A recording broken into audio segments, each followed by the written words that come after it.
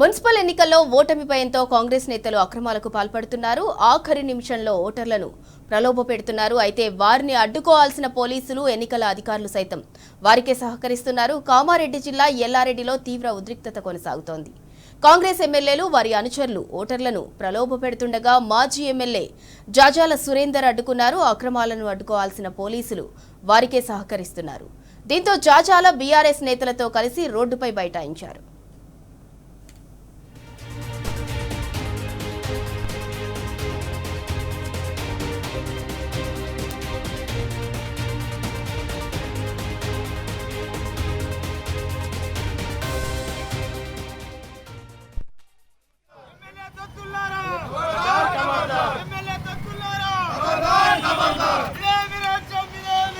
దొంగల రాజ్యం దోపిడీ